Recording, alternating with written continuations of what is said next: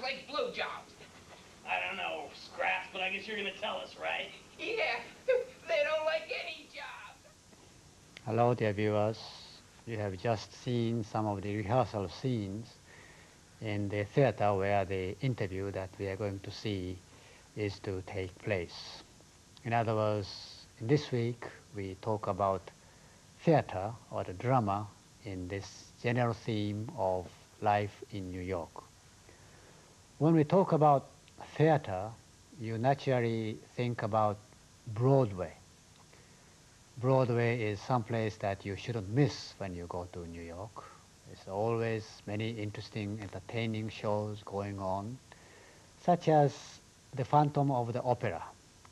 The Japanese version is shown in Japan too, which is very popular, and the tickets have been sold out a long time ago, and if you try to buy a seat, you have to wait 3 to even 6 months to buy a ticket. So it's enormously popular. So Broadway shows are very interesting, entertaining. You know, it's okay. But at the same time, it's very expensive to produce and also expensive to see. So people don't take chance in Broadway. So all those shows are entertaining, but not quite exciting. So we go to Off-Broadway or the Off-Broadway, where more new, the experimental theatrical activities are going on. Maybe only the few of you have been to Off-Broadway, and maybe I suggest that you try next time. So we have an interview this week with 2 young men who are director and the playwright in one of the Off-Broadway theaters. We have Virginia LoCastro with me this week too. Good evening. How do you do? Fine. Good to see you again. I'm sure that you are familiar with Broadway or even Off-Broadway activities in New York. Yes, particularly when I was a student and didn't have very much money. I often went to Off-Broadway and off-Broadway places down in Greenwich Village. Okay, so we'll talk about that after the interview. So let us watch the interview. This time we take up theater or the drama or the musicals, the like of which are shown usually in Broadway, and that is another very interesting, exciting activities that are going on in New York. And we are now in the theater located in the basement of the restaurant called West Bank Cafe, located in the theater row, with 2 guests. So we like to talk with them about what's going on in this area. It's nice to have you. We have here Louis Black, who is the playwright in this theater, and Rand Foerster, who is the resident director. It's nice to have you. Thanks. First, we'd like to talk about this area. Could you just briefly tell us about this area in general? Well, the area we're in is called Theater Row, which is at the very end of 42nd Street. We're, I guess, about 2 blocks or a block even from Broadway. And there are a series of theaters across the street from us that are small theaters, no more than 100 seats, which is actually the definition of an off-Broadway house. And is less than 100 are allowed to sit there. And there's some theaters that are a little larger that would be off-Broadway theaters. And how long has it been this way? It started about 10 years ago, the transformation of this particular block, along with the building that's above the theater here, which is called the Manhattan Plaza, which is a building that houses artists, performers, people who work in the arts. And so I think that building opened, I think the plaza opened about 10 years ago, 12 years ago. So this area was more or less intentionally developed as a theater district, right? Yeah, because there was a, it was the beginning of the, this area was called Hell's Kitchen. It's still called Hell's Kitchen, and it's, and this was the beginning of urban renewal, you know, in this area. So who better than to bring in artists, you know? How it was like before this area was developed into an area like this? I think it was pretty run down. I wasn't here when it, before, but I understand it was tenements and basically a pretty run down area. A little dangerous, as a matter of fact. Is it correct to say that this is the residential area for the poor people, more or less? Well, at that point, yeah, except that there are other, you know, there are other areas throughout, you know, we've got hundreds of those pockets in New York City, you know, where the poor are, but it was just not a good neighborhood. And it was also, in the early 70s, I mean, all of New York, due to the economic conditions of the city, it was kind of a, everything was kind of in a miserable shape. And now, what kind of dramas or the plays will be played in this area these days? Well, across the street, I mean, you have a variety of plays. Most of the off-Broadway plays are comedy dramas. Most of them are small casts. The runs vary. Most of them, I guess, open. Most of the runs, I think, start at about 6 weeks, and some of them have run for close to a year. I think there are 3 or 4 shows that are running currently across the street. I mean, in our theater, we do a variety of comedy and drama and political pieces, and then we reinforce it with concerts and comedy. Could you describe or explain the relations, I would say, between the theater activities in this area and those on Broadway? You know, for example, the good ones, successful ones in this area will then be brought to the Broadway. Is that what happens? well, yeah, about once out of every 100 times. I mean, it's the hope most of the time. It's the hope that is what will happen. Essentially, it works as a feeder to the Broadway stage occasionally, and also the acting community. I mean, the acting community goes back and forth from Broadway to across the street to here to film to television, depending on the kind of work. And I guess they're really off the, you know, what we serve as and the theaters across the street is a place for actors and writers to take risks where the economic conditions are not such that someone is going to lose a house on Long Island if it doesn't work. So I see.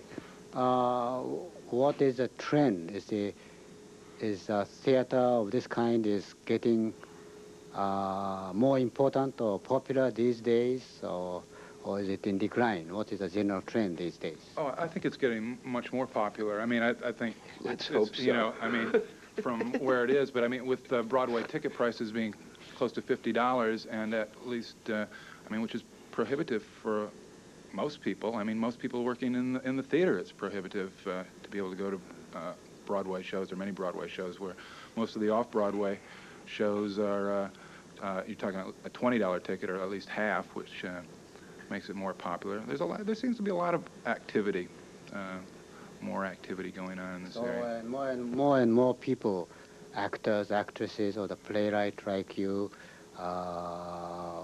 would like to do things like this. More and people would aspire to be involved in the theater drama activities. Is that what it is these days? You mean more people? Yeah, there are. Yeah, but that's partly because more and more people want to be, you know, on soap operas, or, you know, I mean, they don't really. It's a tough question when we talk about theater, because there are a lot of people who are doing this now because they want to be seen, and then they'll be on TV next week, and there's a lot of that going on. However, I do think that there's a lot more activity among actors, directors, and writers in terms of putting together their own shows and doing it on their own rather than waiting around and waiting for a theater to do it. They will get together and there's more of a push among the theater community to do their own work. Mm-hmm. Well, I don't think this area or this kind of activities are well known in Japan. Although many Japanese visitors would come see one or two of the Broadway shows, what would you say is the general profile of the visitors or the audience who would come to this area to enjoy the activities here? Well, in our theater, we're starting to get people outside of the theater. I think for the first couple of years, most of our audience was made up of people who were involved in the theater or were aware of what was going on in some inside track, whether they were working personally in it, they had friends in it, or were some way related to the business. But now we've opened up, I think by word of mouth, our audience. But I think we're getting that people that are hitting the street here are a more sophisticated theater group. I think they're more than those that go to Broadway. Broadway is more of a show package. It's almost to me like going to see shows in Las Vegas.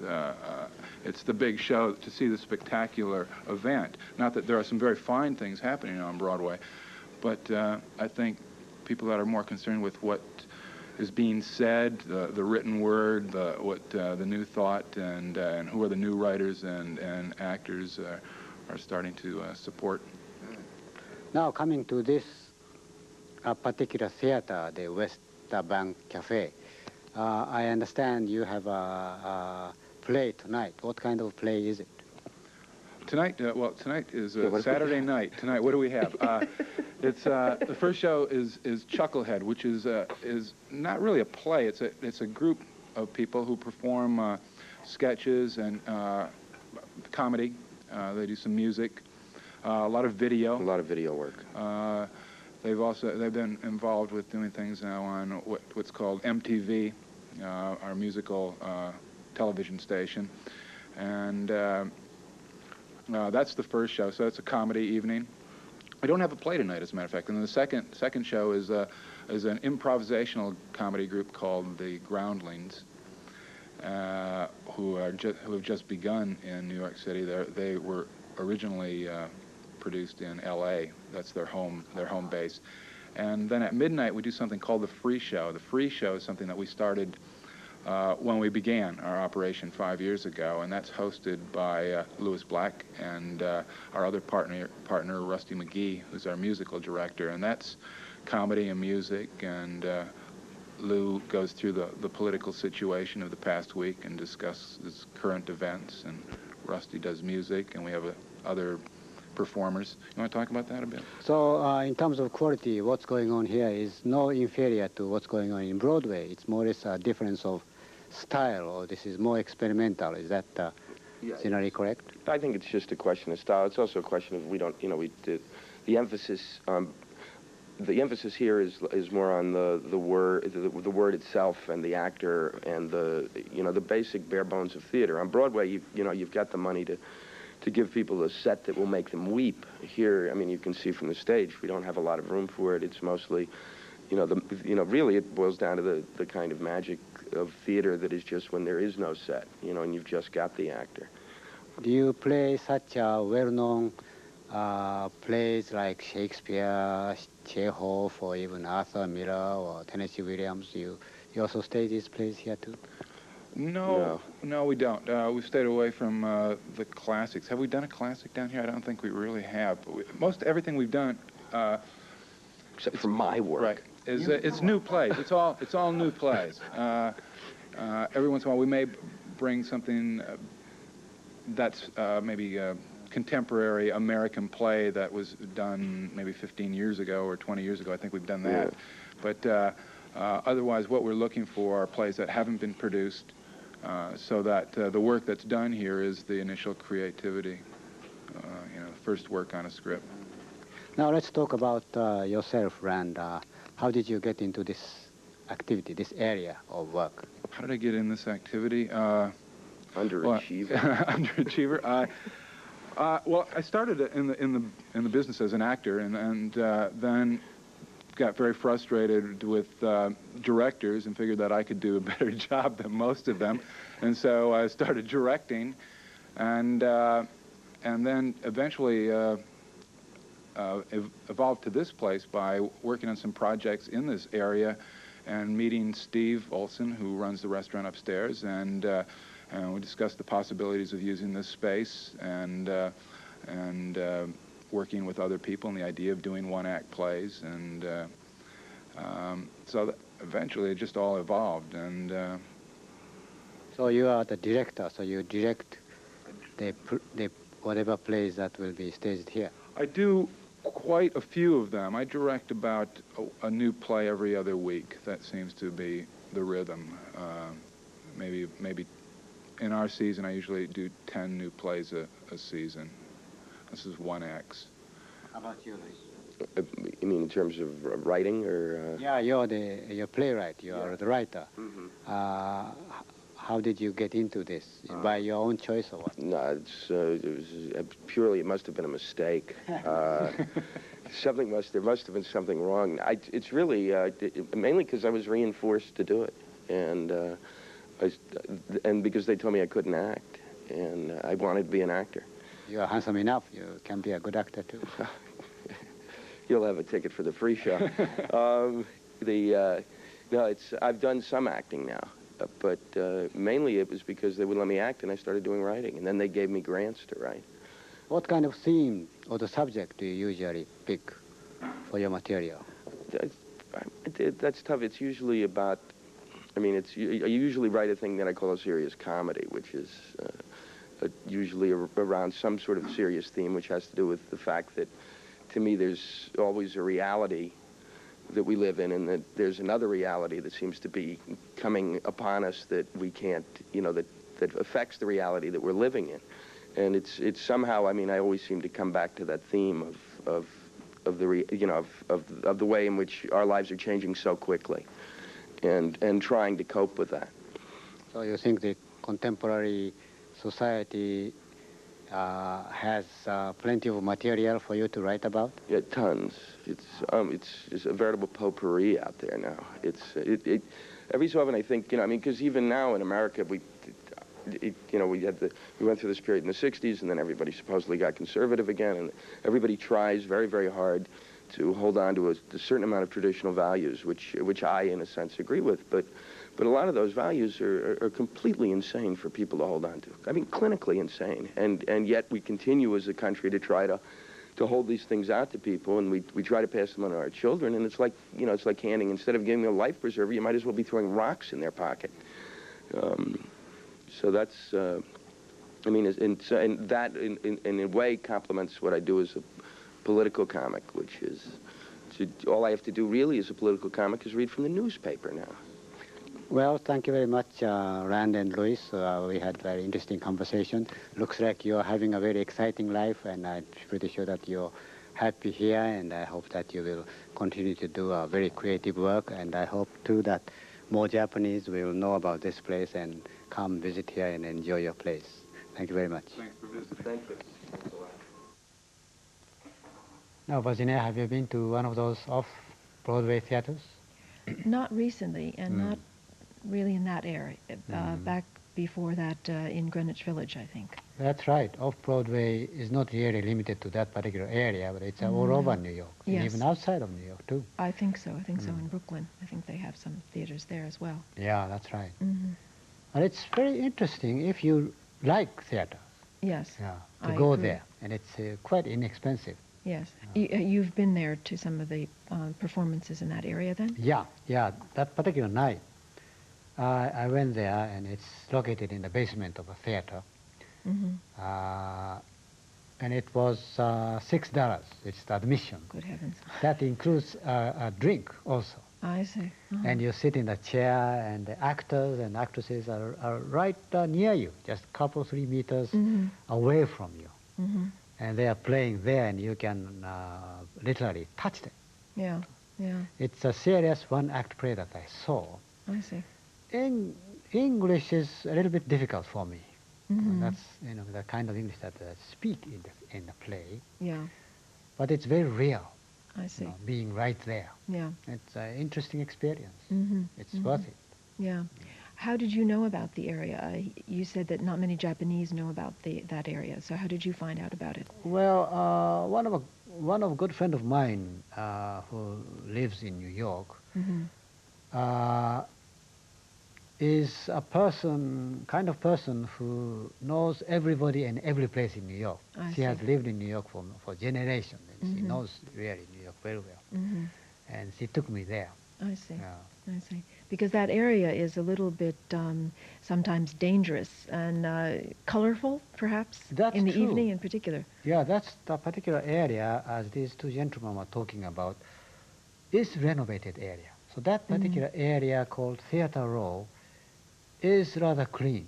But the next block, the 42nd Street, is very sort of notorious place in New York. It's full of theaters that show cheap pornographic movies and lots of drug, even addicts. Right, and streetwalkers, I think. Streetwalkers too. Yes. It's not a nice place. You don't want your children to go there. No, I don't think so. At least not until they're 18, maybe. That's true. It's an interesting area. Yes, yes. Yes, it's the area of urban renewal, or one of the areas of urban renewal. Has there been a lot of urban renewal in Tokyo, or in the Tokyo area? I'm not so aware of it myself. I think so. Let's think of it. The West Shinjuku area, for example, where there are many skyscrapers. That area used to be rather run down too. I see. It was renovated about a dozen years ago. It's now one of the attractive centers of Tokyo. And there's a large-scale urban renewal going on in Yokohama now. Yes, along the bay. Koen, yeah, I think. that's right. That's right. Those two people, I think they are in the 30s, would you say? Early 30s? Early 30s, maybe even late 20s.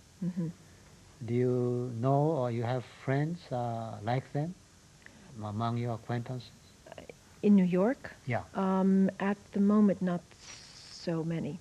Most of my friends are older. They seem to be enjoying life very much. I think so, yes. They seem to be, yeah. They may not be making a lot of money, but they seem to be doing what they like to do. Yes. I think both of them have degrees from Yale, from the Yale Drama or Theater Department. Quite so possible. Continuing in that way. Yeah, yeah. I enjoyed the humor in the dialogue. Rather subtle kind of humor. For example, when I asked him whether they play classics, both of them said no. They only play the modern plays, the plays by the contemporary writers. Yes. But Black said that except my work, meaning classics. Right. So would like at least to consider that maybe in the future his works will be considered classics. Yeah, that's a joke too. Right. Yeah. And also when I asked him, how did you get into this? The other interjected underachiever, meaning that he was no good in school. So he had no other way than going to the kind of activities like drama. Yeah. It could also mean that this fellow, I think it was Rand, that perhaps he should be a good, well-known playwright, theater director, etc., but he is not achieving at the level that perhaps Yale University thought he should achieve at. So I see. He's working at something that would be considered lower in level. But toward the end, Mr. Black said that there are lots of material that can be found in the reality, in the real world around him. Yes. He said tons Yes. Yeah. Yeah. Is that the usual expression? I think it's fairly common. Sometimes if people ask me if I have a lot of work to do, I might say, yeah, I've got tons of work to do. Or people working in offices with lots of paperwork, they may say they've got tons of work. Uh-huh. And also he said that it is a veritable potpourri. It's somewhat unusual word. What does it mean? It's potpourri.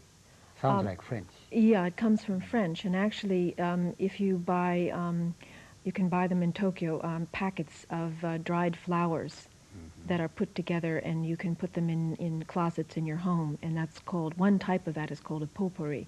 And it's usually made up of different types of flowers, like roses and lavender. Perfumes the closets. So that's the original meaning of the word. I see. Yeah. Here, obviously, he means that New York is full of all different kinds of things going on, and from those different things he gets ideas for his plays. Well, next time, dear viewers, when you're in New York, I suggest that you visit one of those off-Broadway theaters. They are inexpensive, and I'm sure that you will enjoy them. I assure you, it is quite unusual, and it is a good experience.